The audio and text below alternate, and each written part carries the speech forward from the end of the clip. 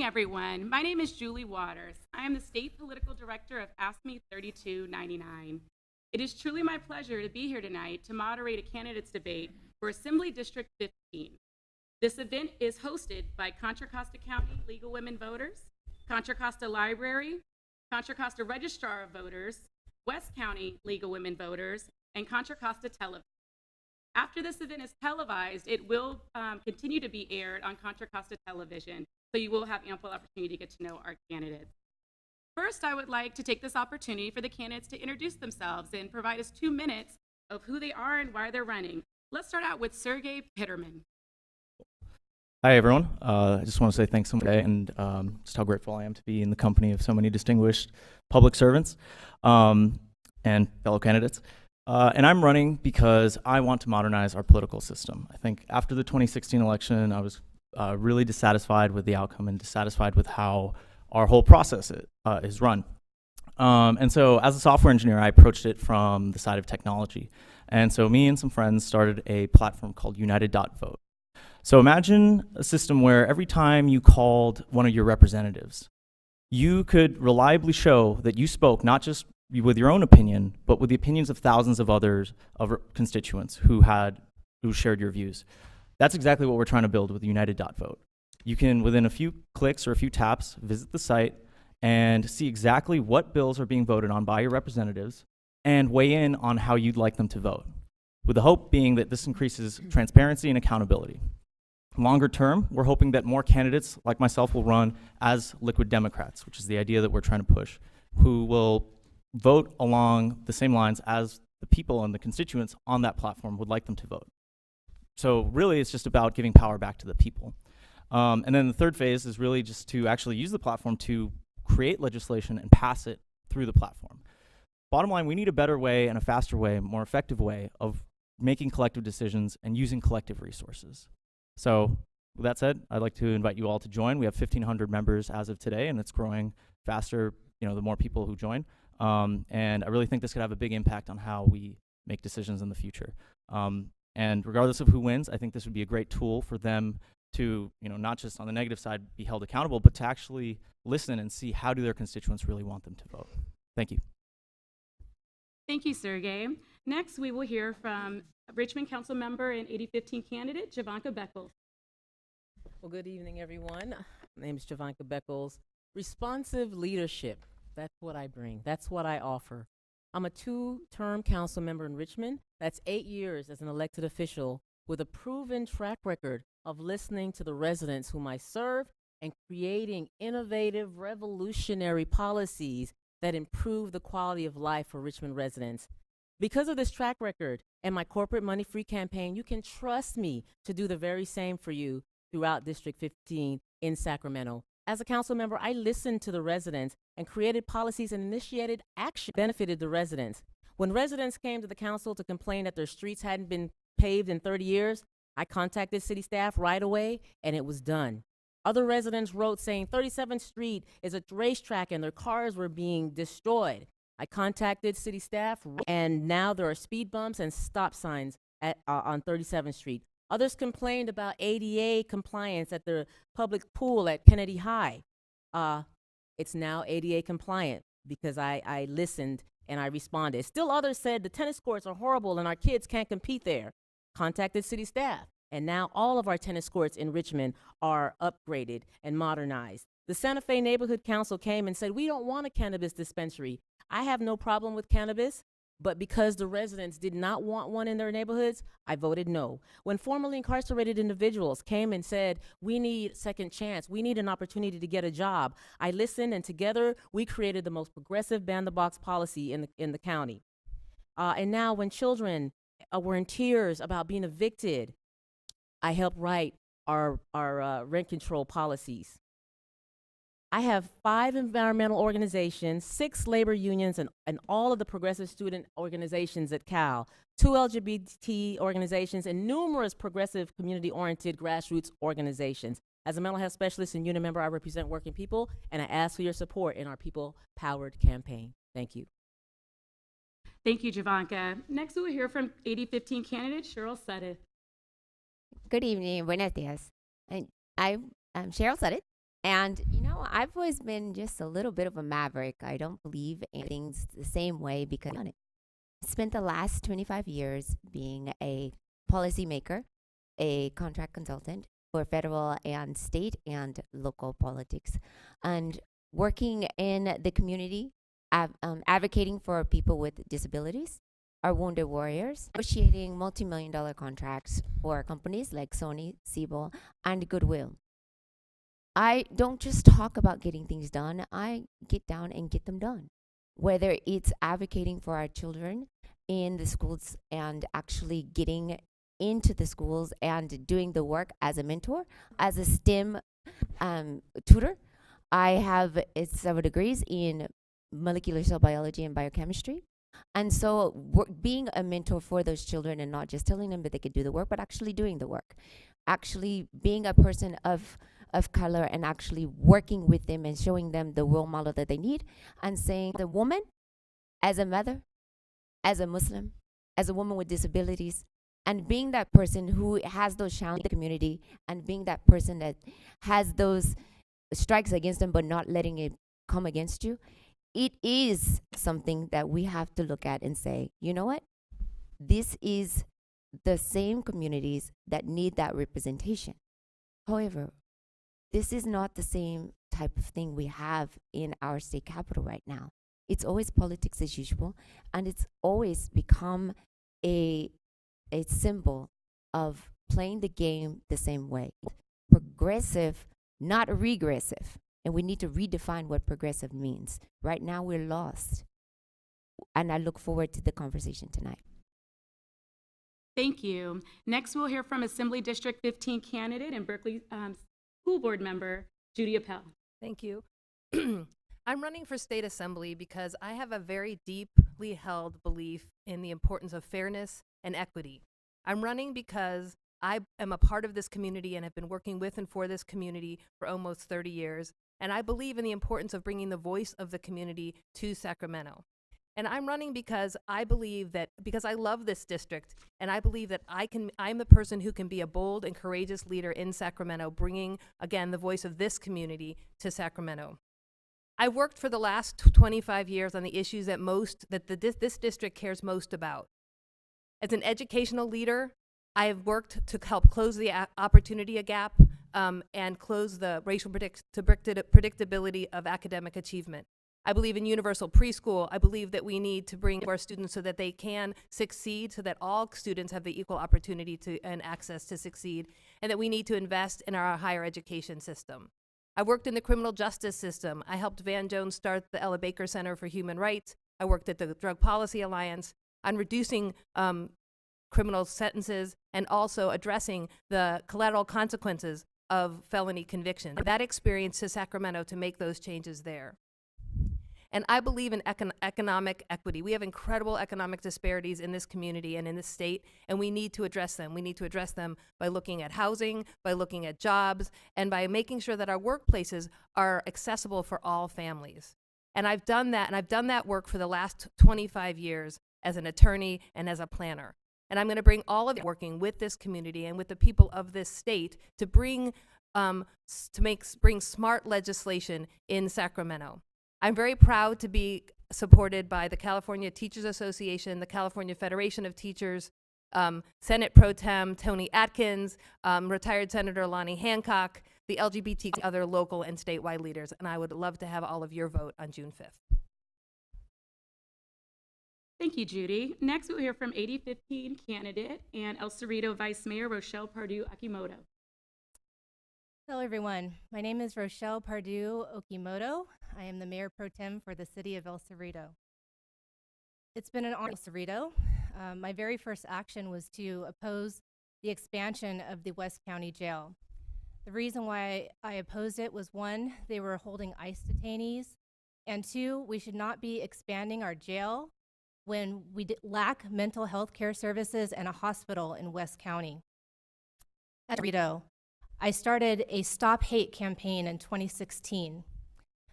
A couple was attacked viciously, a racial attack. And I started a campaign against hate, even before Trump was in office.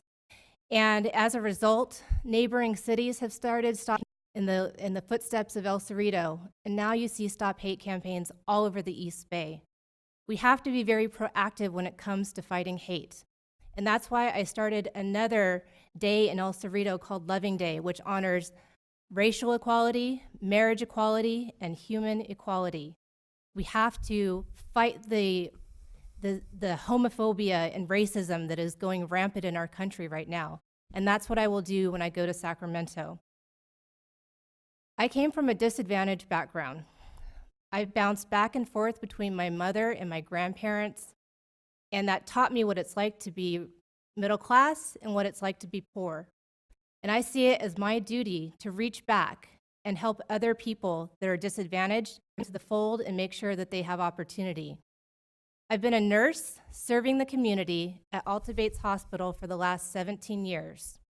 When I go to Sacramento, I'll be fighting for single-payer health care, fighting for our kids for our educational funding, fighting to reform criminal justice, and of course, fighting for climate justice in all of our communities.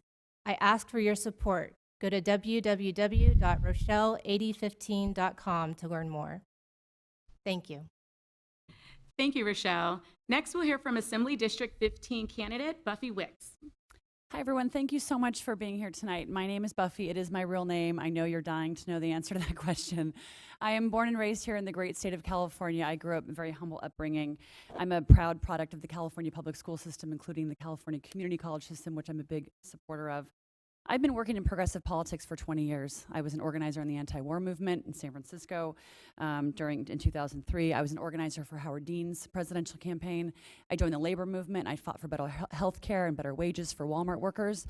And then I embarked on a journey of a lifetime working for President Obama for 6 years, helping to develop his organizing model and working for him in the White House.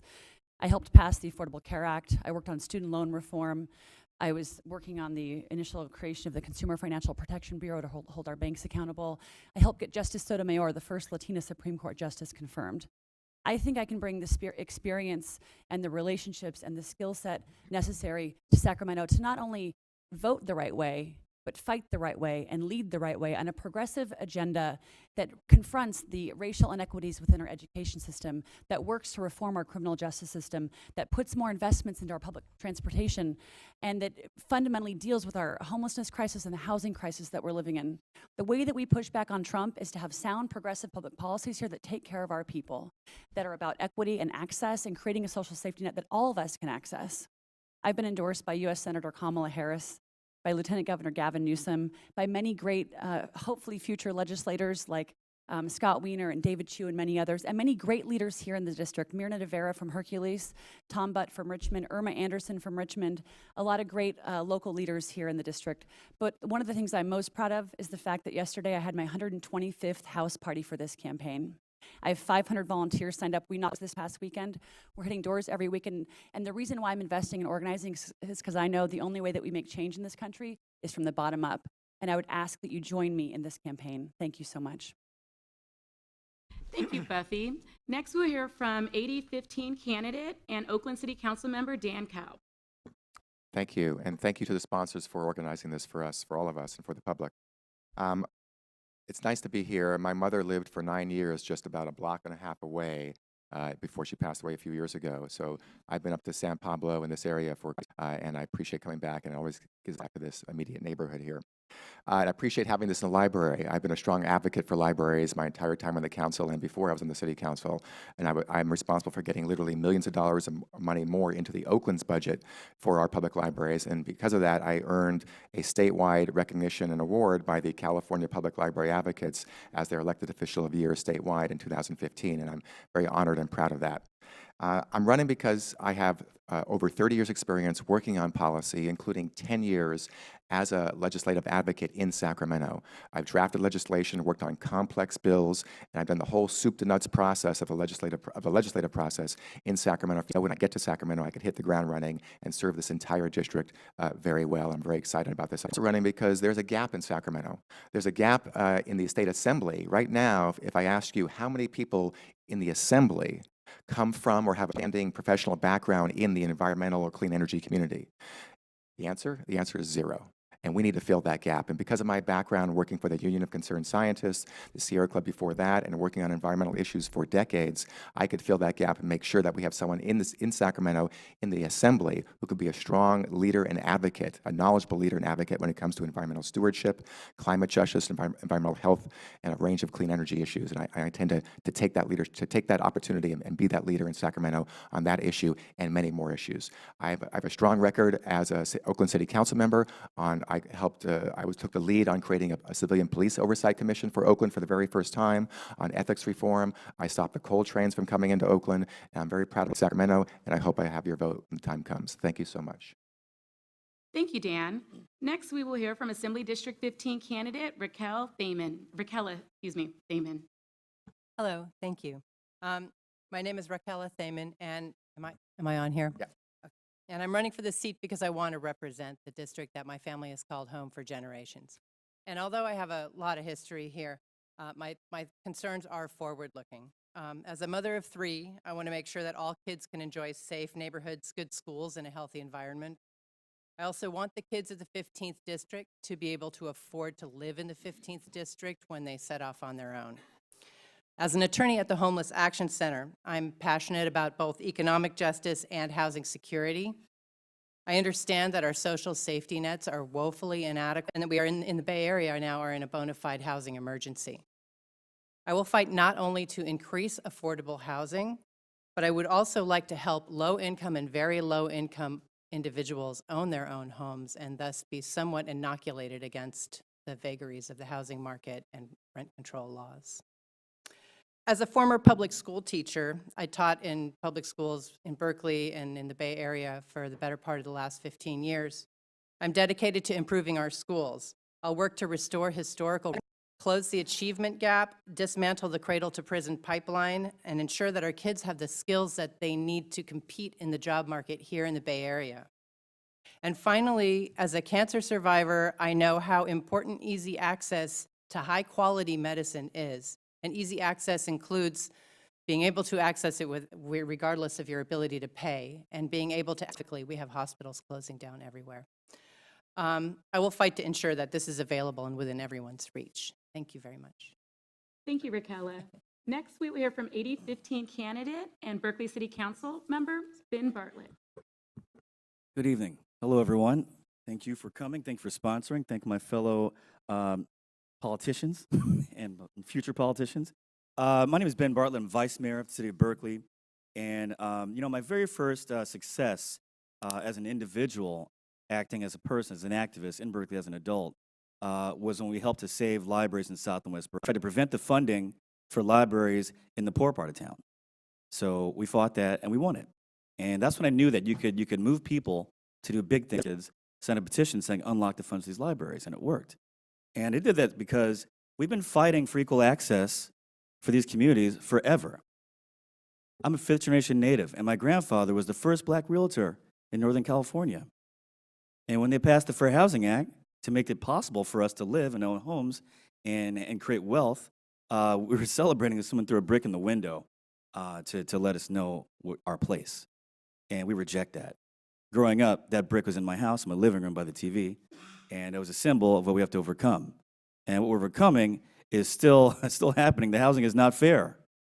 There's a crisis. It's affecting the weakest among us, the people I've sworn to protect.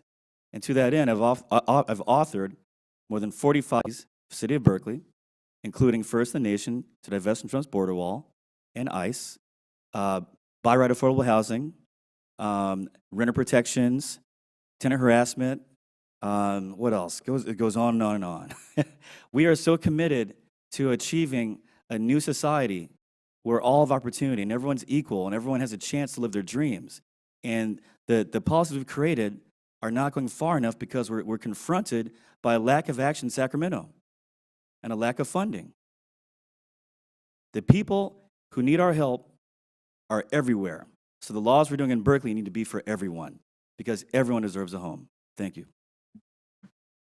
Thank you, Ben. Next, we will hear from East Bay MUD Director Andy Katz. Thank you. And I would like to thank the League of Women Voters for hosting this forum tonight. lifelong resident of the San Francisco Bay Area. I grew up in the peninsula as the son of 2 public school educators. And I've lived in Berkeley for the last 20 years, serving on East Bay Mud on the board of directors for the last 12 years, and I currently practice as a workers' rights attorney.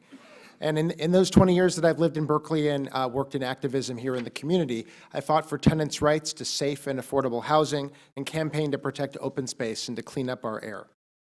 And on the East Bay Mud Board of Directors, I've worked to represent you and to implement good policies to protect our water supply and ensure that the water that we receive comes from a place that is protected from an environmental standpoint, and that we become resilient to drought through increased conservation programs.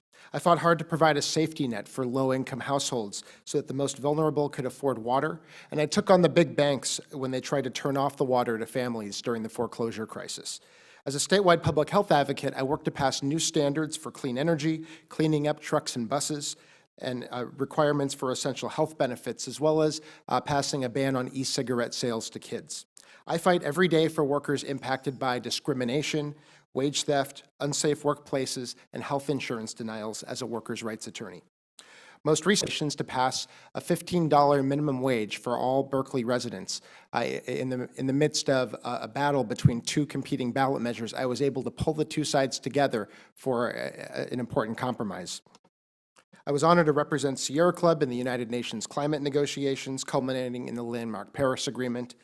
And I've been working hard to stop alt debates, and just before I'd been protesting to stop Doctors Hospital from closing. And I think it's very important that we maintain and restore hospital services across our district.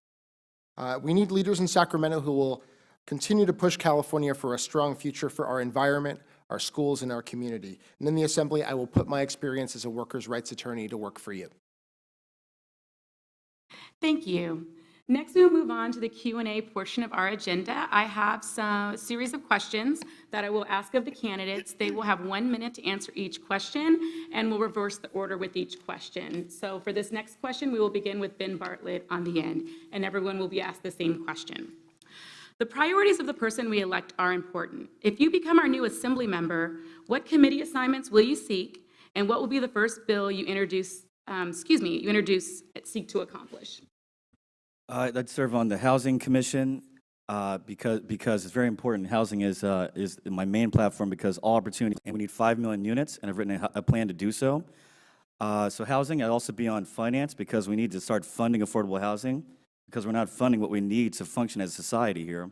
So we need to fund it. And my background as an environmental lawyer, where I do public and private investment, I design investment vehicles around the country. So I have a deep experience in municipal finance and private finance to bring capital out for the people.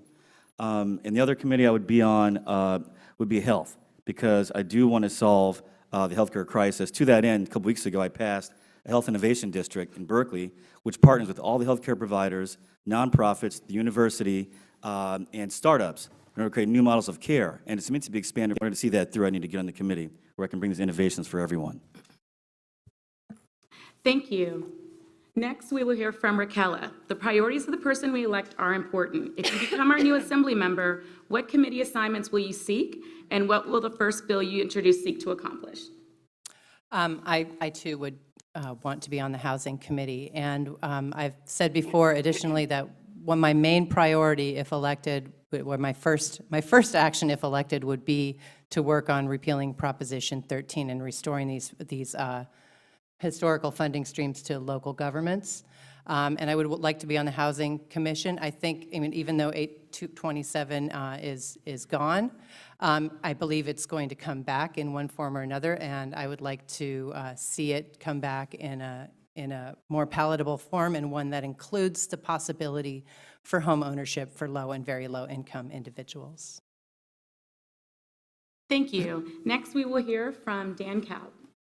My committee assignment choices, in more or less in this order. Budget committee would be my top choice. One of the most important things we do is pass our state budget. Energy and Utilities Committee, having a clean energy future and moving forward our climate policies is a top priority. I have expertise in this area, and I'm going to use my expertise in that committee. Higher Education, Public Safety, Housing Committee, Environmental Safety, and Transportation are other committee choices I'll be putting forward to the Speaker. The 2 first bills I'll put forward, one would be what is now called SB 100 to go towards 100% renewable energy in our state. I don't think that bill is going to pass this year, so I'm going to put it forward next year, and I'll use my expertise, my experience of bringing stakeholders together on energy issues and getting that bill forward to the governor, to our next governor. Next year will be a top priority for me, and bringing back redevelopment. Redevelopment, which helped us develop blighted areas and get more housing, needed to stay. Now we can bring it back in a way that is better than it was before, to have better oversight, more focus on affordable housing for lower and moderate income residents. So those are the two bills I put forward right away. Thank you. Thank you. So many things to do, a lot of issues. Budget, education, housing, and health would be the committees that I would want to be on. I completely agree. We've got to reform Proposition 13. This has created structural inequities in terms of our funding for education. I would die on a sword in Sacramento to do that. So I'm a big supporter of closing the commercial loophole in Prop 13. We have to fund our schools more. We've got to pay our teachers more money. We need to provide professional development for our teachers. We need to invest in early childhood education. I support universal pre-K for 3- and 4-year-olds. And I support moving back to the spirit of the master plan that created our UC, CSU, and community college system. So funding of education is very, very critical. Housing would be another main priority for me, really trying to tackle our homelessness crisis, supporting more affordable housing, and building more homes for our folks. I know that's a lot, but we have a lot to do, you guys. Thank you. I would be interested in budget, health, housing, and public safety. Housing in particular, because without housing, you cannot have health. And health in particular, because I am a nurse for the last 17 years, and I strongly support a single-payer healthcare system. If SB 562 does not pass this time around, that would be my first priority on what to pass next time around. Families are being crushed right now because of the escalating cost of healthcare. And one of the things that people may not realize is that places like Doctors Hospital closed down because of lack of public funding. If we had a system, we could have hospitals based on population and not hospitals based on who can pay the most. Right now, they're trying to close down Alta Bates Hospital, where I work, and they're trying to close it down because they want to move it to Oakland to where they can find more privately insured patients. Until we fix our payer system, until we have single-payer health care, we are going to continue to have these problems. So that would be my top priority. Thank you. So the committees that I would request are budget and appropriations, education, public safety, and housing. And then as far as which bills I'd want to bring first, that's like it's really hard to prioritize, but I will say that I want to start with education. We do not have enough people who are committed to education, who have an experience in education, and who are deeply committed to public education up in Sacramento.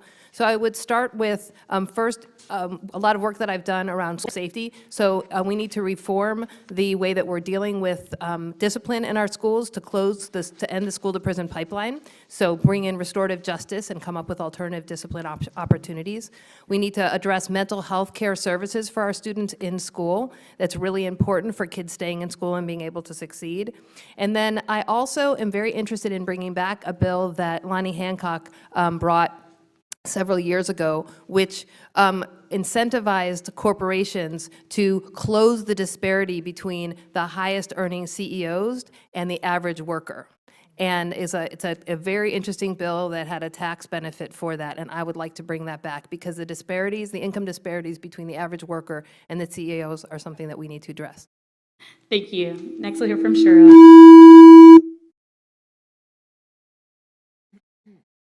Public safety, education, budget, and housing. And I'm going to say AB 2291, which is David Chu's current bill, which probably won't see the light of day for a couple of months, and which will go over to the next session. The police accountability bill that Shirley Weber currently has out, which is AB 931, and then housing. And then let me explain that I'm going to say that AB 931 is actually, to me, even though it's a police accountability bill, I'm going to tell you that it's an environmental bill. And it's an environmental bill for me because for our Black and brown communities, it takes the lead. For us, it's lead. It's lead poisoning because too many Black and brown people in our communities, Black, brown, Muslim, Native, that's lead poisoning for us because they're getting shot in the back at disproportionate rates. They're getting killed in our communities, and it's taking too many of our Black, brown, and young men and women out of our communities, and it's killing us. So those are the committees that I want, and those are the bills that I would support. Okay. So the committee assignments that I'd like to request would be first and foremost the Appropriations Committee, and the reason for that is most bills they end up getting stuck there, they ended up getting changed there, and I think it's important that we, the people, the 99%, it's important that we have representatives or that the bills that improve the quality of life for us and that improve our lives are I also am interested in the housing as well. I think we're actually we are at a point where we need to have a state of emergency on homelessness.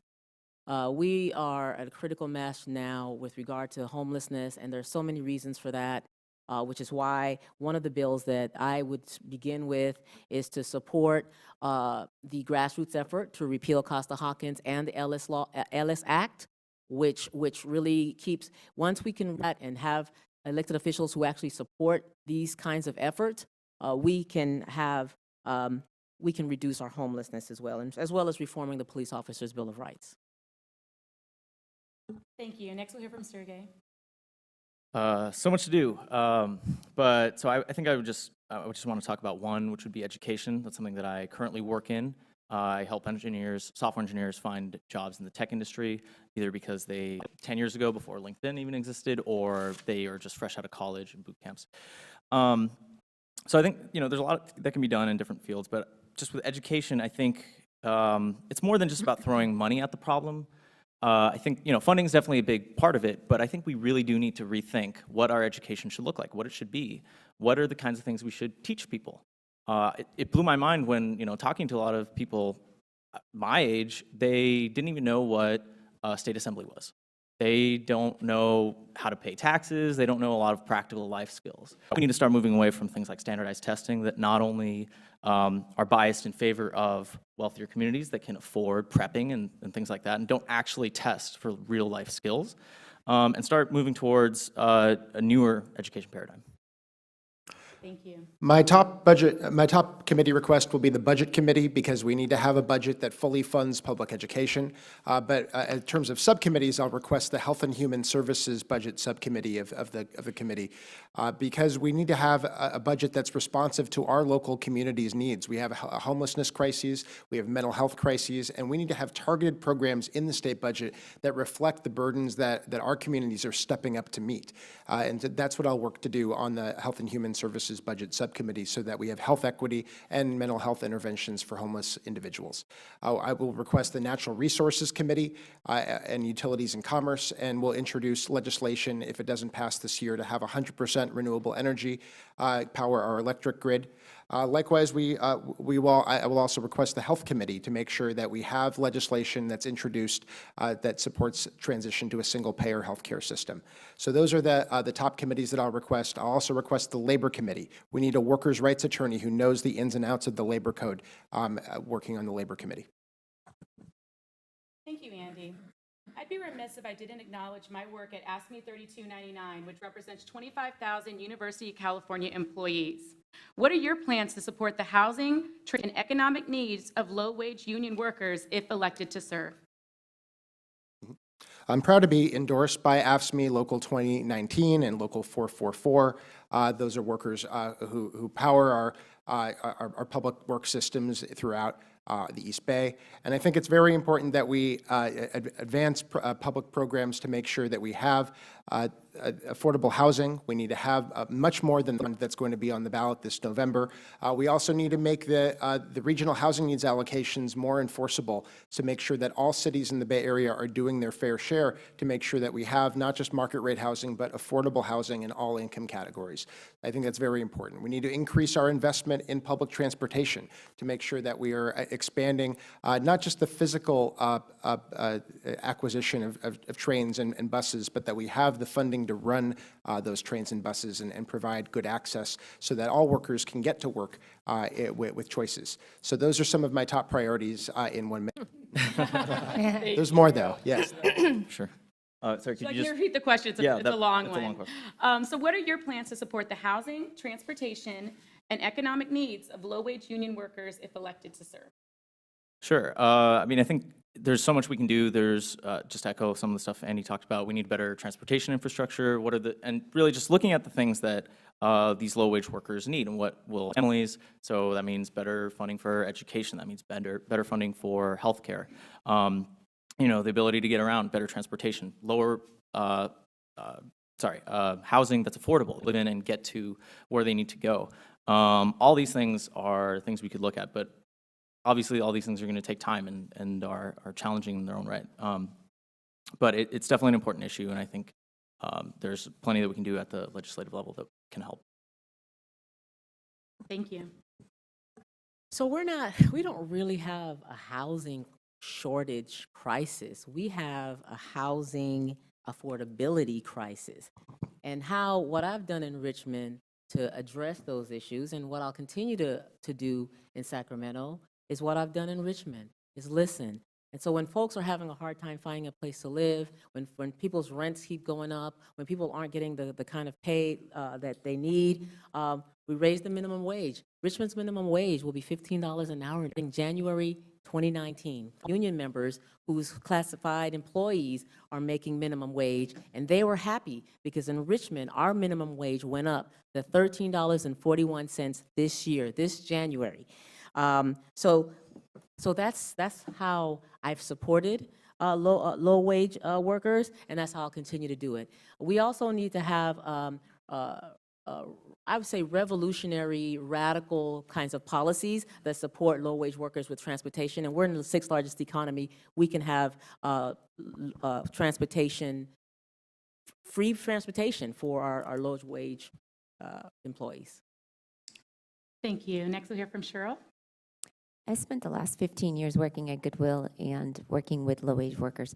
The party passed legislation that says that when the minimum wage goes up, that employers are not allowed to compensate or to build on their false profit line by decreasing hours for those low-wage workers so that they can balance out their books. Because what they do is when the minimum wage goes up, they cut the hours for those low-wage workers to balance themselves out. So when we raise the minimum wage, we have to make sure that employers are not punishing those low-wage workers. So as a person who is an EEO officer and a person who is fighting for low-wage workers, what I would do as a legislator is making sure that we build in those protections for those low-wage workers, and that we work with our local transit organizations to make sure that we build in incentives for them to provide low-wage workers with reduced or free transportation as well. And then we also work with the housing to make sure that there's some low cost or no cost housing for them. Thank you. Next, we'll hear from Judy. So first thing that we need to really do is we need to make sure that we're protecting public sector organized labor's right to organize. Right now we're facing a very critical Supreme Court decision which is attempting to cut the labor unions off at the knees. And so the first thing that we have to do is make sure that we're working with labor unions so that they can work with us to help protect their members. We need to protect pensions. We need to make sure that we're building affordable housing. We need to build all housing, but we need to build affordable housing. We need to increase our transportation infrastructure. We really need to make sure that we're increasing wages. I mean, what it all comes down to is, are we paying people enough? Are we paying people enough to live in the current economy? We need to make sure that we're helping to develop new jobs and bridging people from their current jobs to new jobs when people are losing their jobs due to automation. And finally, we really need to focus on really innovative housing that's transit-oriented housing and workforce housing so that we're targeting our housing development to low-wage workers. Thank you. I'm going to have to echo what Judy was saying. She was reading my mind, I think. So when I heard that question, I thought of the exact same thing. If we're not protecting low-wage workers' right to organize and their right to have a union, then all of the other things are going to keep getting worse.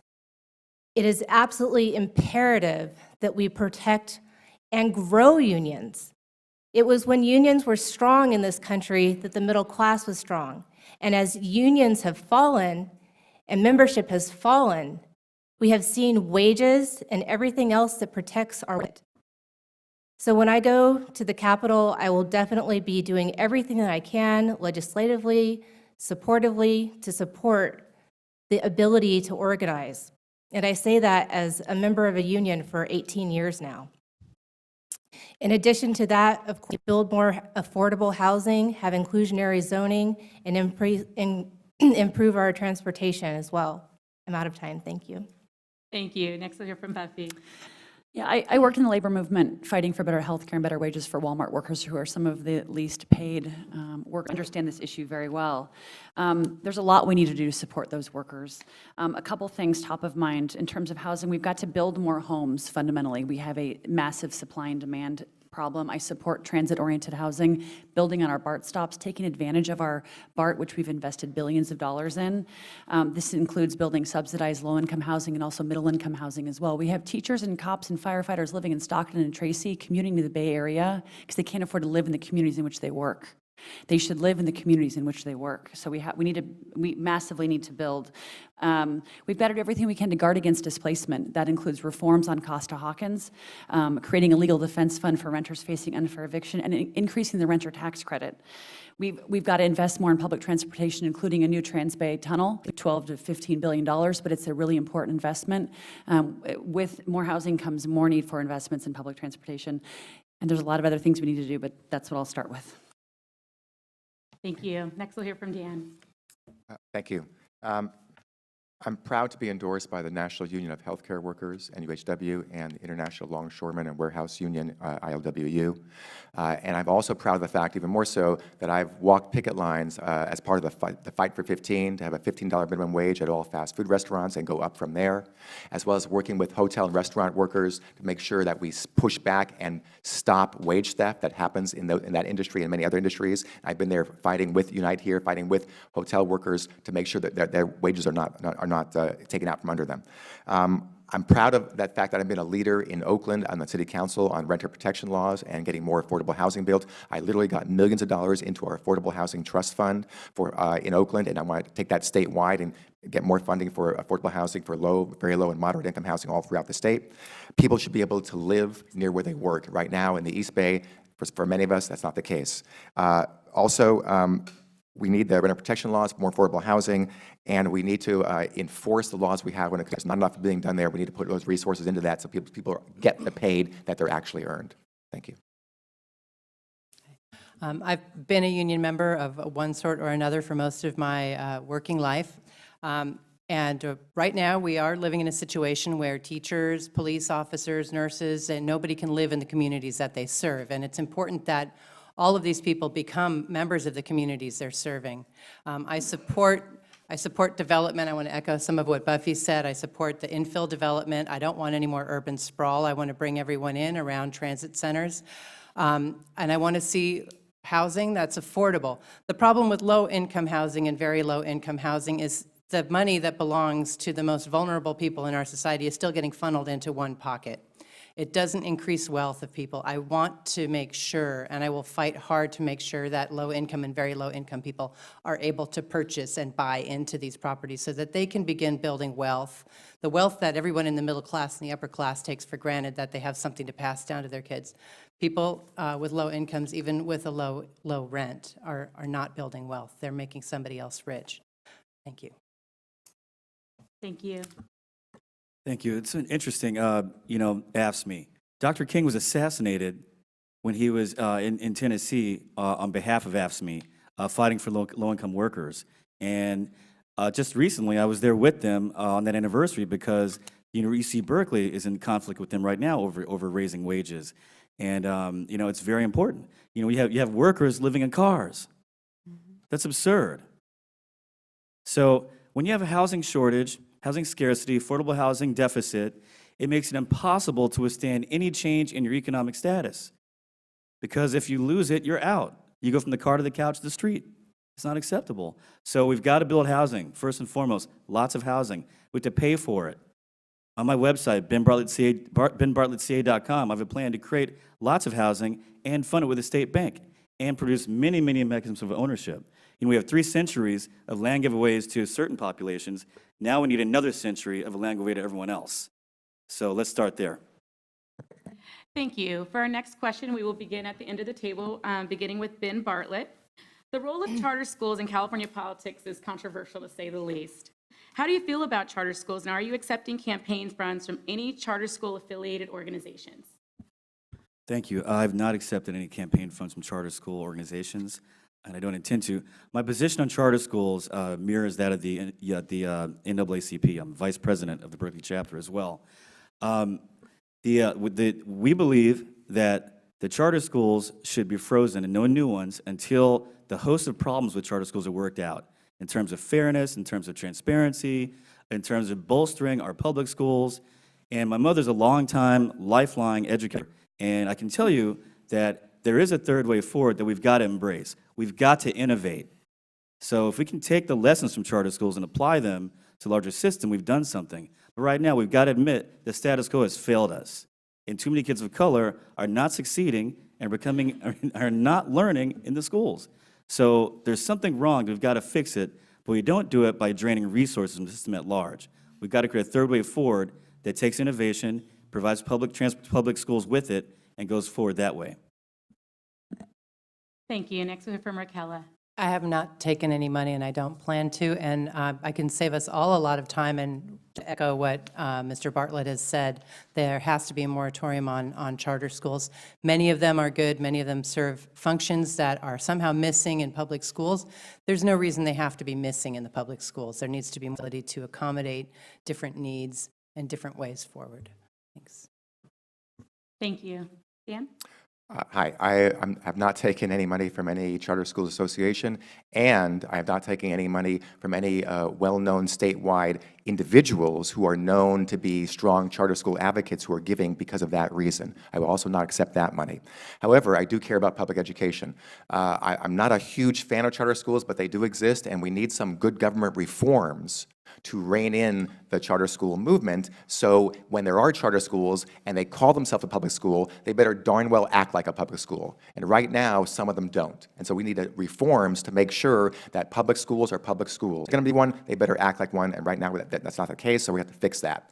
Also, we have to make sure that funding exists at the state level and, more importantly, at the district level, school district level, to deal with the biggest problems we have in our public school system, which includes chronic absenteeism, which is why I started a program in Oakland with the school district to reduce chronic absenteeism in our elementary schools, and that program is underway now because of a call I made and a program I put together.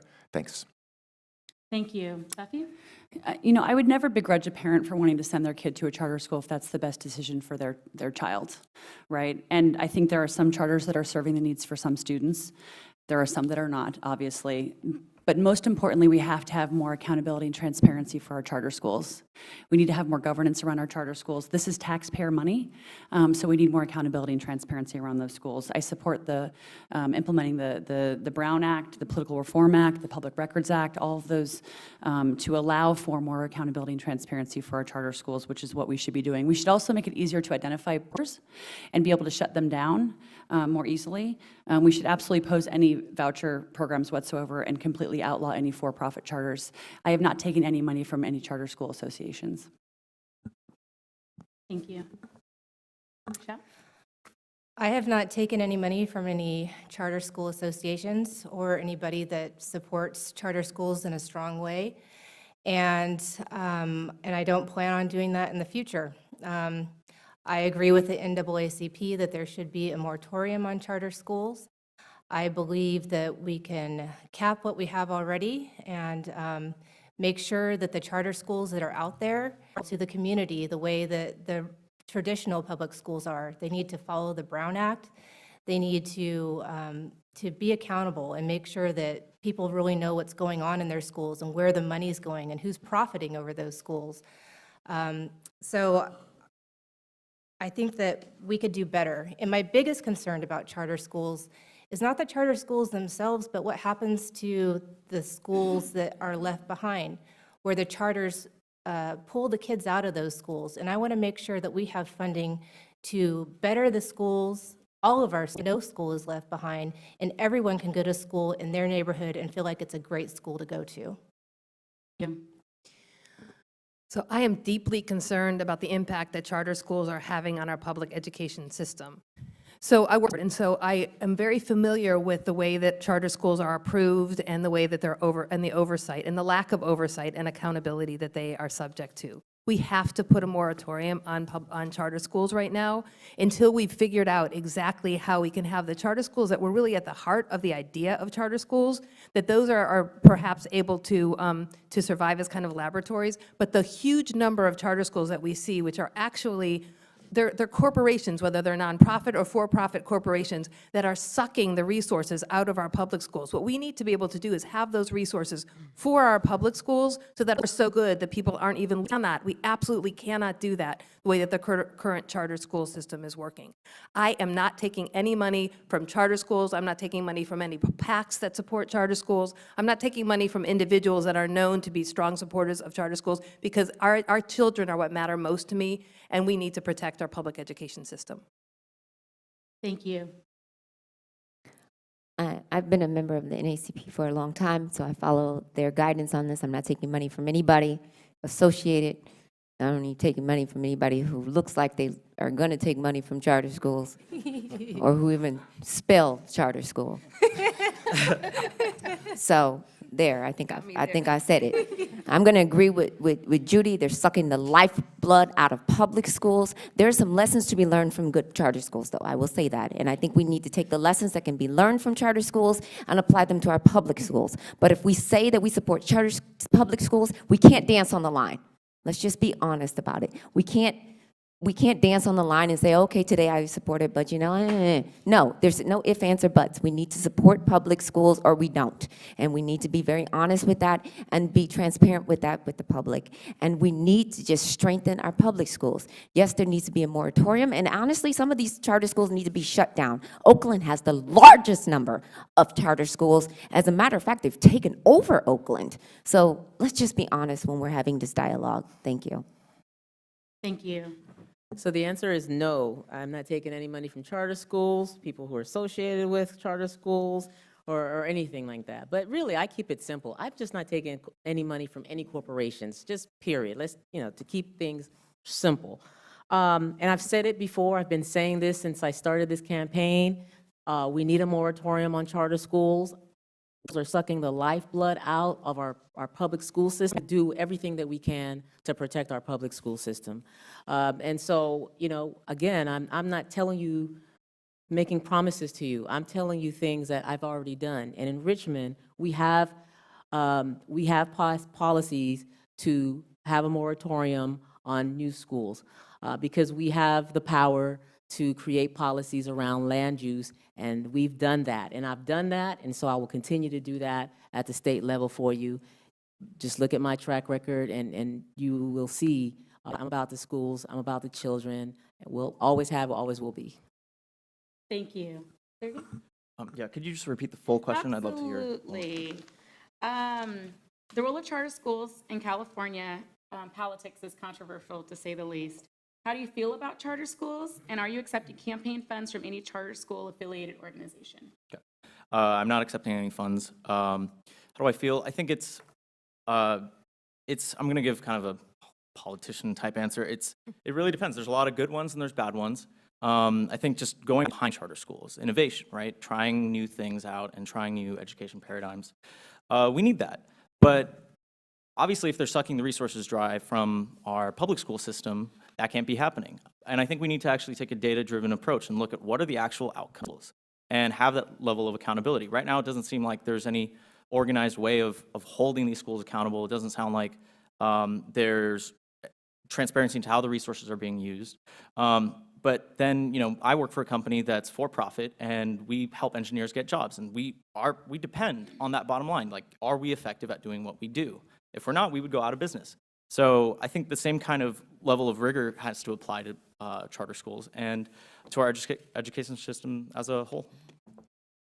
Thank you. Andy? So no, I have not taken any funding from the charter school industry or any individuals associated with it. And I think public schools should be public funds should be run by public schools. And when I see happening, particularly in our district, in West Contra Costa County Unified and in Oakland Unified, we have enrollment arbitrage happening. We have districts that were not prepared for a sudden shifts in enrollment.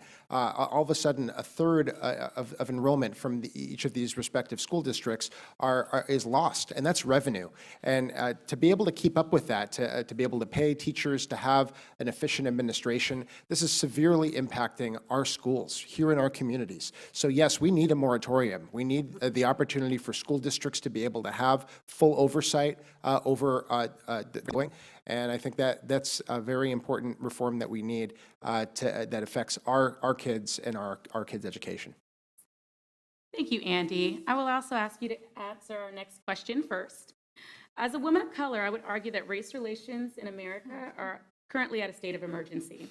What specific policy do you plan to champion to improve race relations in California if elected to serve the residents of 8015? I will work to strengthen our worker protections to make sure that we eliminate harassment and discrimination in the workplace. I think it's important that we have an increased amount of time to be able to file a complaint against a employer or somebody who is an offending person in that area, so that people are able to actually build a case, build evidence. And while that itself is an example of an adversarial process and doesn't necessarily build better race relations all in one step, I think that having laws to be very clear that it's against our morals and that this will be enforced, I think to see examples of that means something. Just recently, I saw a terrible example of a local in our district discriminating against African-American youth. And I think we need more awareness about what does it mean to actually have the community calling out that kind of despicable behavior. And I think the legal system is an important part of that. Thank you. Sergey? Definitely a very broad question, and I think there's a lot that can be done. I guess I'll just, since I only have a minute, put forward one idea, which is having it be part of our education, our curriculum. Sensitivity training, I think, is incredibly important. I think being aware of our own biases and how they affect our decisions to hire people, to fire people, how we relate on day-to-day issues is extremely important. And I don't think there's enough of an organized movement around learning those skills. I mean, I think it's something we need for the 21st century. I think a couple weeks ago at the forum, a lot of the other candidates, I think hopefully you all enjoyed the experience as much as I did. But being able to have those hard conversations and being able to really just grow as a society, I think is incredibly important.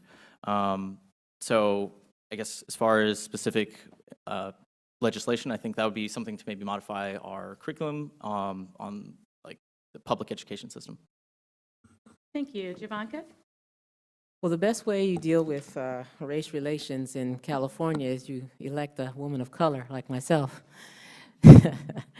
That's the best way to do it, you know, and we have our white allies use your white privilege to help us to get the kinds of policies that we need to have a more equitable, equal, and just society.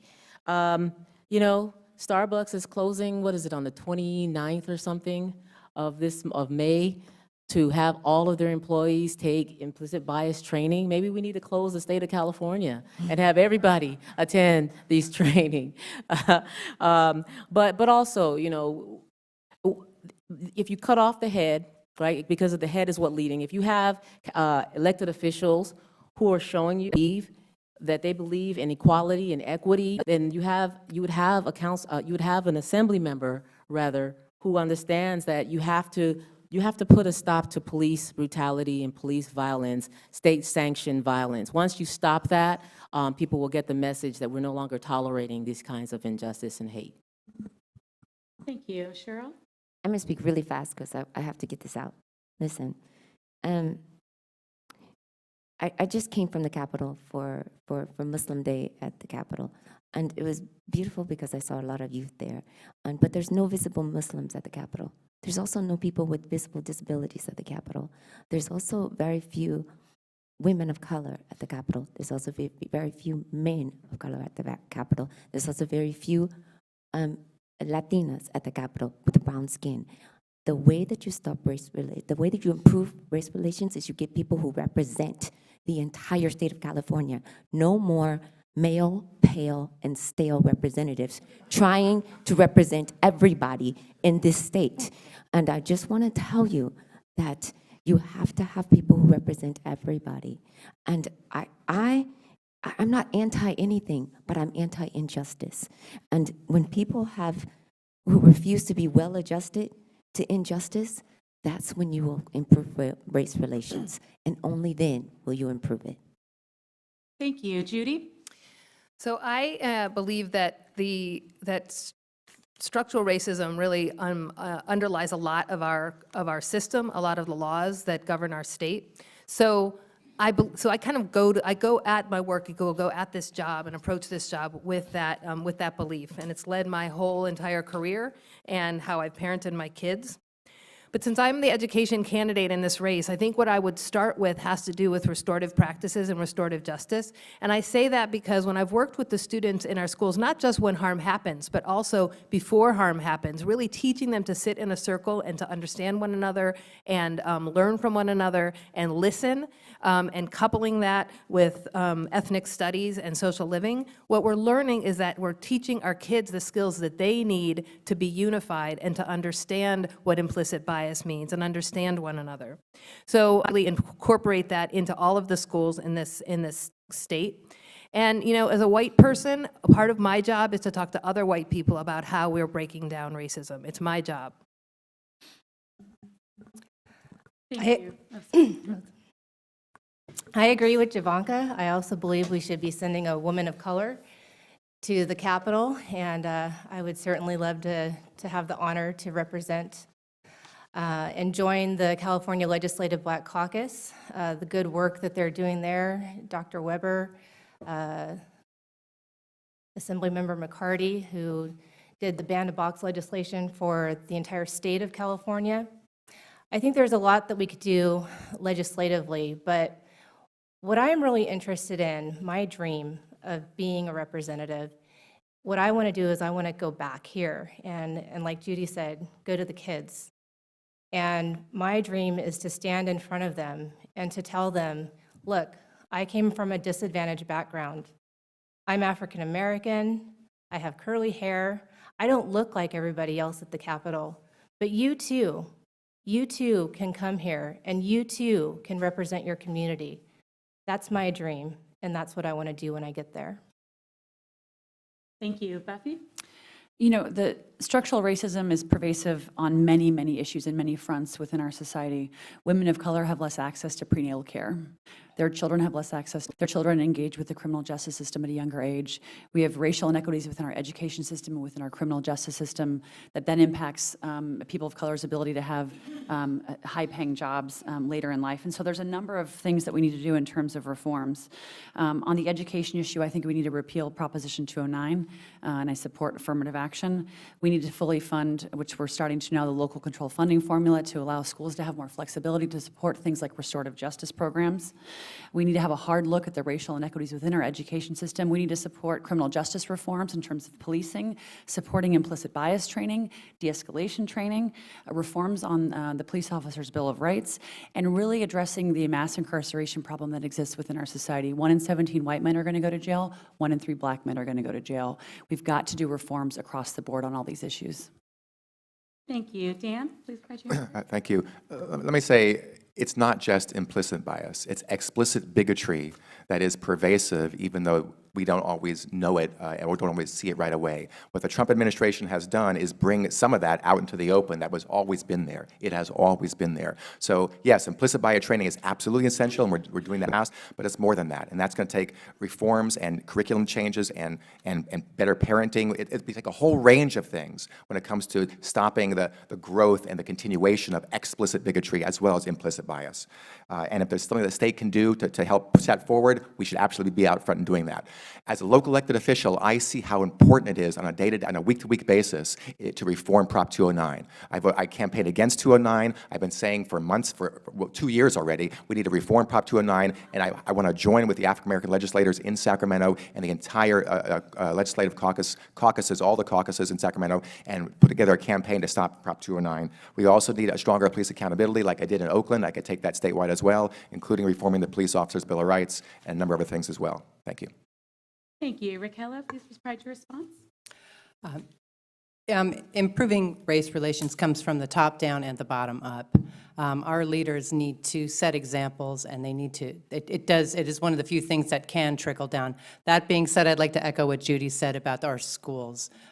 We have to maintain diverse schools, and we have to maintain diverse neighborhoods, because our kids grow up knowing and loving each other. In order to do that, we have to keep this exodus of brown and black people from leaving Oakland and leaving the Bay Area because housing prices are getting too high.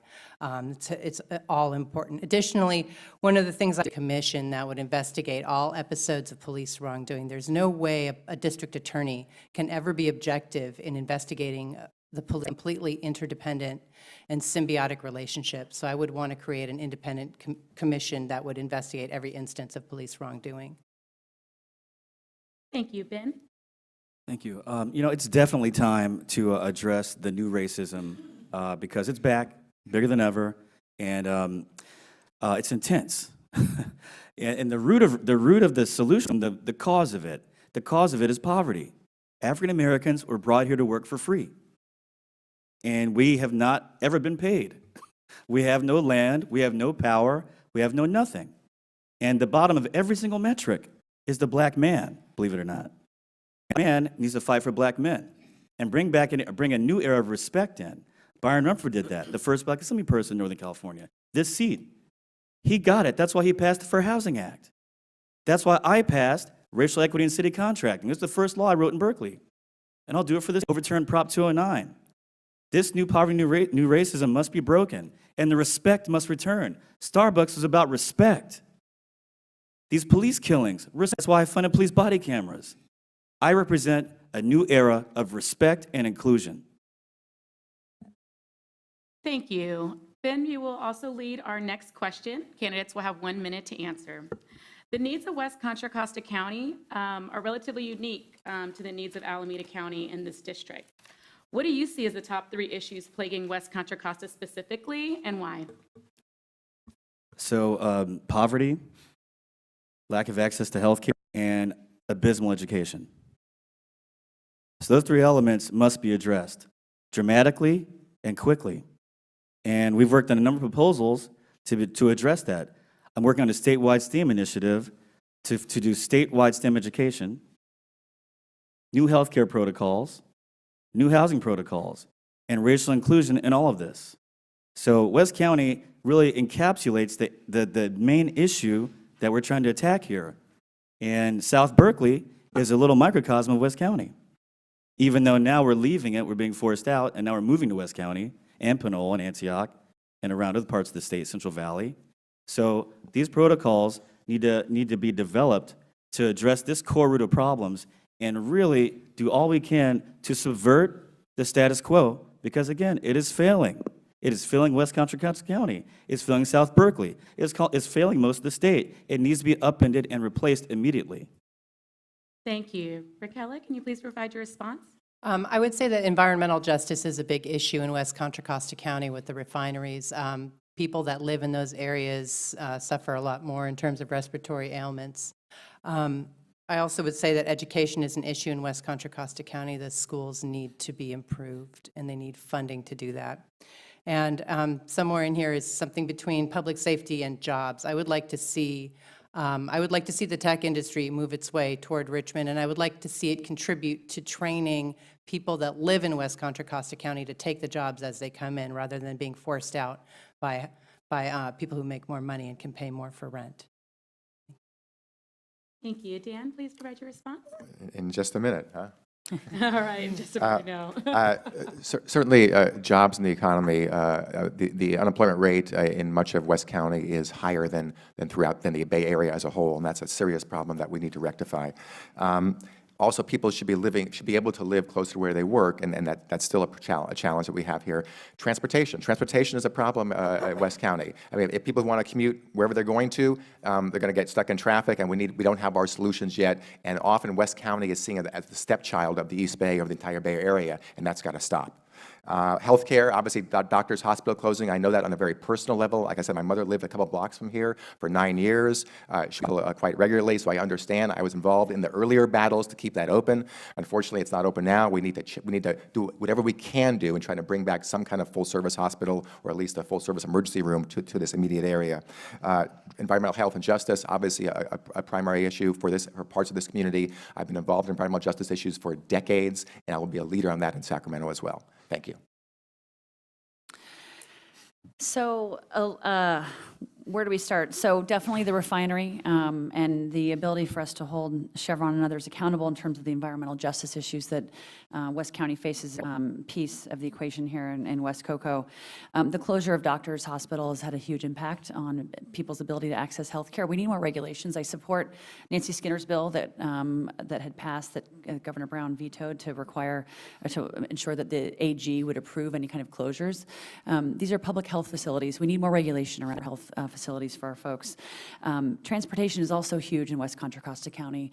You know, I was talking to Mirna Devera about what they want to do in Hercules in terms of adding an Amtrak stop there and a ferry service and trying to figure out other alternatives for transportation. We've got to be able to figure out how to do that. You know, jobs in the economy is also a big part of the equation here as well, and ensuring that folks have access to quality education to ensure that they have the skills necessary to have good, high-paying jobs.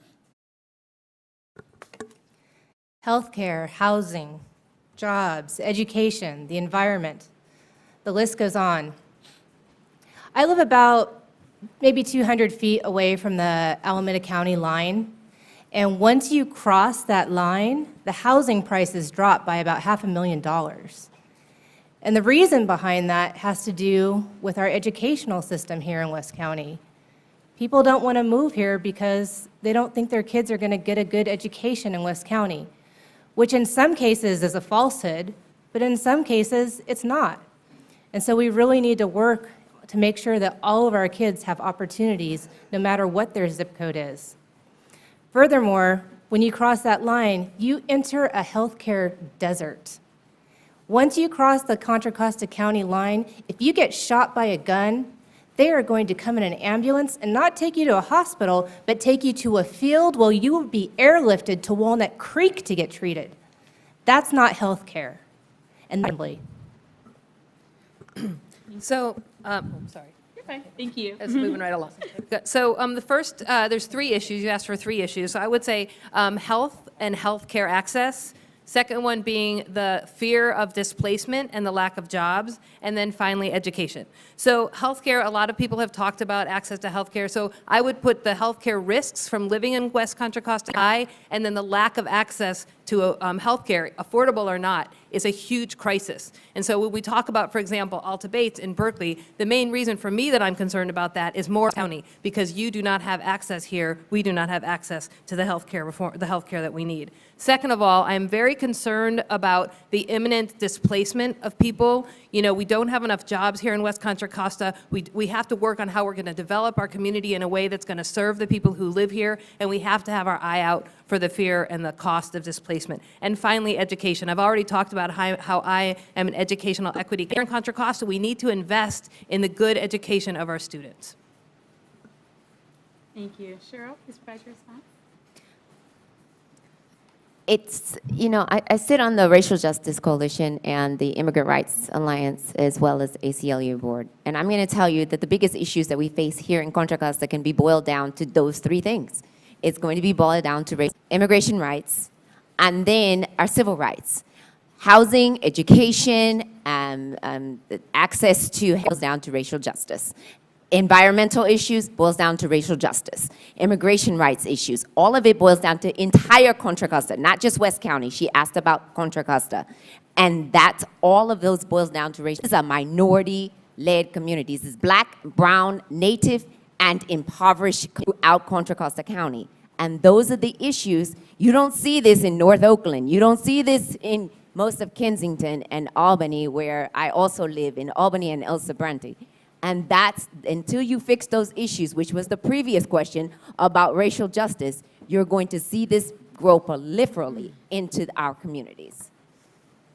Thank you. Jovanka, please provide your response. So I have 5, so I'm going to say them really quickly. Homelessness, rising rents, healthcare is an issue. We don't have any hospitals. We don't need any more jail expansions, and the current jail expansion issue is major because the current sheriff of Contra Costa County is collaborating with ICE and treating our undocumented residents really very, very poorly. We need poor air quality is also an issue. We need to hold the fossil fuel industry accountable. Several oil industries in Contra Costa County. We also need to stop the coal trains, which all of these things contribute to the asthma rate that Contra Costa County has, which is really high. And of course, we need to improve our public school system. Thank you. Your response? Sure. Be hard-pressed to add anything to what's been said, and honestly, I'm not as familiar as most of the other candidates, so I think a lot of these issues, again, they do boil down to racial injustice. They do boil down to having a broken education system, broken healthcare system. And it's of the most vulnerable among us being the most affected by these policies. So I think what I can offer is to help give the people of Contra Costa through this platform so they can actually talk to their representatives more easily, rather than having to call or look for some email on an obscure site. They can use this platform, this social network, to speak to their representatives and let them know what are the specific issues. Let them know, talk directly to them, and have the support of thousands of their people who are proxying their vote to them.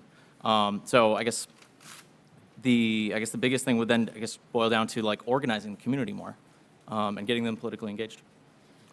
Thank you. Andy, will you please provide your response? Thank you. The top issue that comes to mind is the healthcare emergency of losing the acute care hospital at Doctors. And while there is a small 50-bed emergency room, or a small 50-bed hospital at Kaiser with an emergency room that can handle some incidents, there's no trauma services, there's no burn unit in this entire portion of the East Bay with a city with a refinery that has exploded in the recent memory. We don't have trauma services nearby. There's no catheterization unit for cardiac care.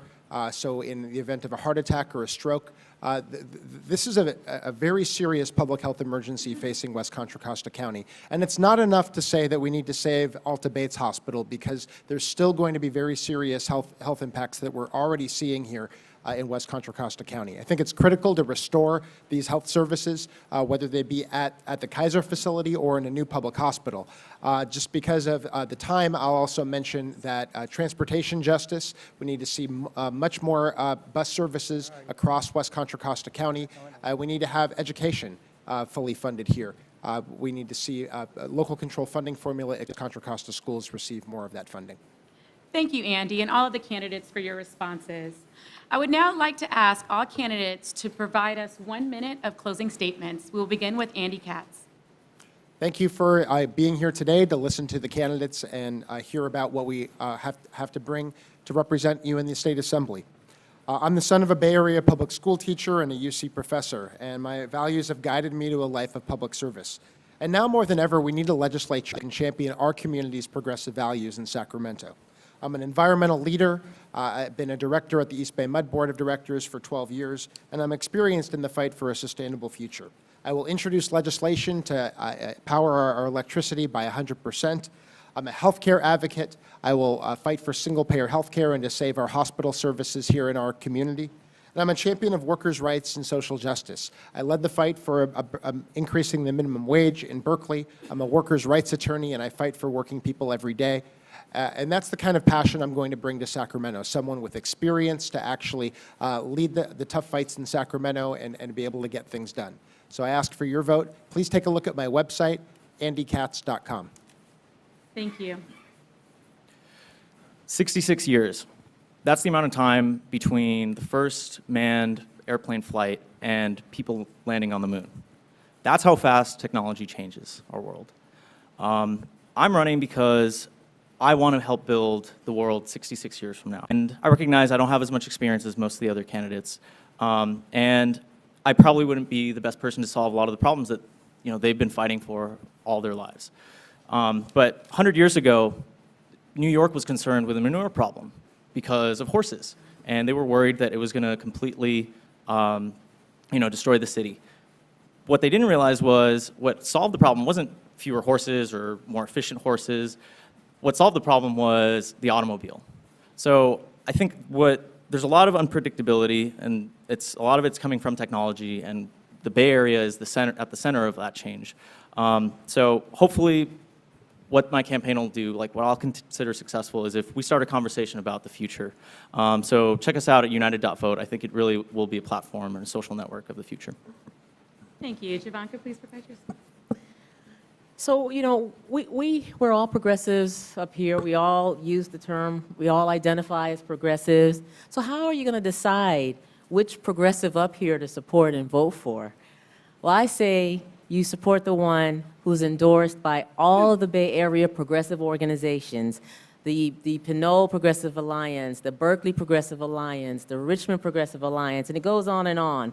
They endorse me because they've seen me working on the ground with the community. I'm the only candidate whose number one platform is corporate free. That's the message. That's how we're going to get our government back.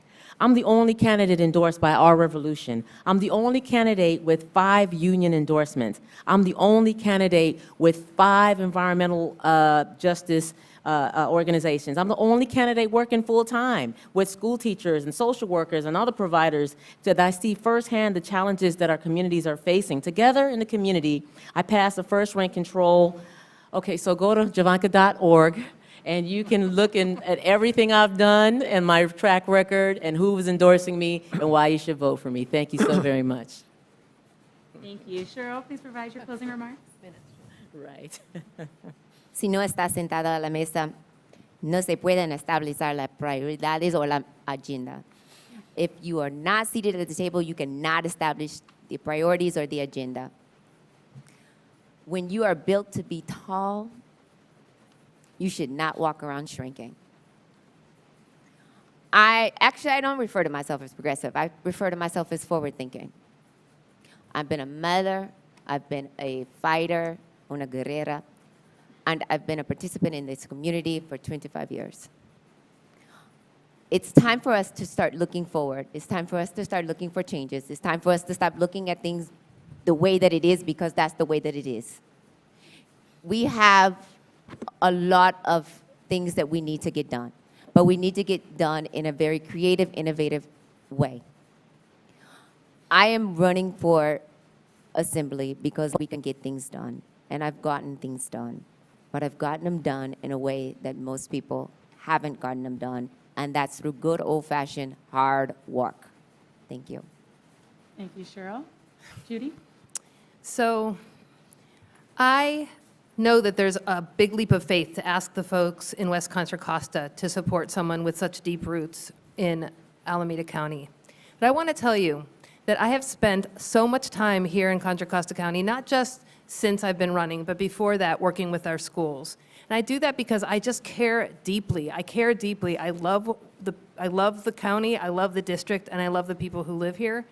And I want to ask you to work with me to help develop the strong that we can have together in Sacramento. I want to ask you to invite me to your homes, invite me to get down, have tea with your friends, with your family. I bring a unique set of qualities to this race because I've worked with communities, I work with communities. I'm a listener, I'm a collaborator, and then I know how to bring that voice with you, not alone, but with you to Sacramento to make real policies, progressive policies, smart policies that are going to help improve all of our lives. So please go to judyappel.com, and I look forward to having your support.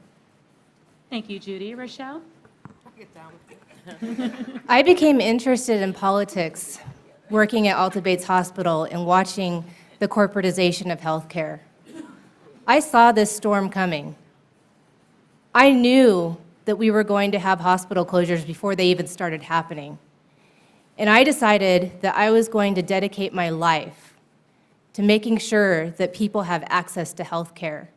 And that's why I look forward to representing you as your assembly member in the Capitol.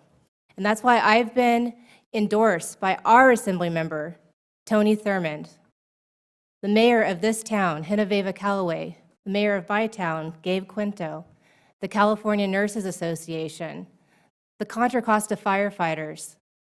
I ask for your endorsement as well. Please go to Rochelle8015.com, learn more about me, my passion and caring and community to the Capitol. Thank you. Thank you, Rochelle. Buffy? As I mentioned in my opening, I grew up in pretty humble upbringing. I grew up in a trailer, and we didn't come from a lot. And I ended up working in the White House, which was really an opportunity of a lifetime. And it's because I had access to good public schools and community college and a great education. And I want to ensure that everyone has the ability to have access to a strong social safety net that includes good public schools, affordable housing, high-quality health care. Who grows up in a trailer can work in the White House, should they so decide, because I had that ability. You know, I've been endorsed by East Bay for Everyone, pro-housing organization, East Bay Express, Moms Demand Action, working on gun violence prevention measures. It's like Kamala Harris, Gabby Giffords, many others, and many other great local endorsements here in West Contra Costa County. As I mentioned, Myrna De Vera, Tom Budd, Irma Anderson, and many other great leaders. But what I'm most proud of is the fact that I'm the only candidate on this stage who got on the ballot getting signatures, 1,300 signatures from registered voters across this district. I'm also the only candidate on the stage who has local, state, and federal experience to bring to bear. To this seat. And as I said, I have had 124 house parties. I want to have 150 by the time Election Day comes. I will show up. Go to buffywicks.com for more information and would love your vote. Thank you. Thank you. Dan, could you please provide your closing remarks? Thank you. Thank you all for being here today. I really appreciate it. I know that being an effective state legislator, it's not about glitz and glory or high-profile attention in front of a TV camera. It's about a lot of good, hard, often behind-the-scenes, very tedious work on very complex and very important policy matters. And that's the kind of work that I'm very good at. If you look at my record before I was elected official, I have a strong record of accomplishments in Sacramento. If you look at my record as a member, also a very strong record of accomplishments working on complex, tedious public policy. And sometimes it doesn't matter who gets the credit, it matters that it gets done. I know that I will work in a way that you'll be proud of, and I will stay true to my strong sense of integrity and public service. I'm very proud to be endorsed by the Sierra Club, the only candidate endorsed by the Sierra Club, to be endorsed by the East Bay Express, by 3 Democratic clubs in our district, by Mayor Libby Schaff of Oakland, Mayor Chris Kelly of Hercules, and many people, community leaders, including Rita Xavier right here, up and down the district, and I hope to have your support, dankolb.net. Thank you. Thank you, Dan. Raquel, can you please provide your closing remarks? Hi, Anna. I grew up in Berkeley, and I was the daughter of a public defender and a university professor. And I'm a product of the public schools in Berkeley, and I've lived all over the 15th District throughout my life, including 20 years in Richmond Heights, East Richmond Heights, Richmond View. I don't know what you want to call it. It's unincorporated. I've spent my entire working career teaching and advocating for some of the most vulnerable people in our communities as a special education teacher in Alameda County and Contra Costa County, and now as an attorney at the Homeless Action Center in Oakland. I know the issue. I will devote my time to working on all of the issues and listening to everyone's interests in mind. I have a lot of experience bringing consensus. I'm a collaborator. I know how to bring opposing parties to the table under very emotionally fraught conditions and coming up with solutions. Check me out at raquelathaman.com. I would love your vote. Thank you. Ben, would you please provide your closing remarks? Thank you. My friends, the stakes are really high. In 50 years, Americans and Latinos have a 0 net wealth and a 15% literacy rate.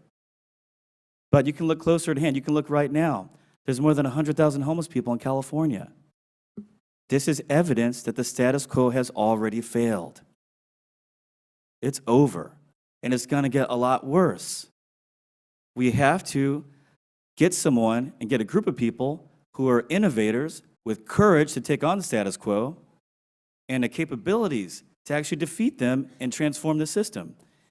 And my mom got displaced to do just that because of what we went through. No one should go through. And that's why my 45 policies have been dedicated, each single one of them, to transforming these systems and making a new way of life for all of us. I'm in it all the way. So please join me, benbartlettca.com, and join Jesse Arguin, Mayor of Berkeley, and Ron Dellums in supporting our campaign. Thank you very much. Thank you, Ben. This concludes our candidates debate for candidates that are vying for the Assembly District 15 seat. Again, the candidates that are present today and were part of this debate are Andy Katz, Sergey Pitterman, Jovanka Beckles, Cheryl Sudduth, Judy Appel, Rochelle Pardue-Okimoto, Buffy Wicks, Dan Cowell, Raquella Thaman, and Ben Bartlett. I'd also like to acknowledge all of the members of the audience that took time out of their evening to join us here today in San Pablo Library.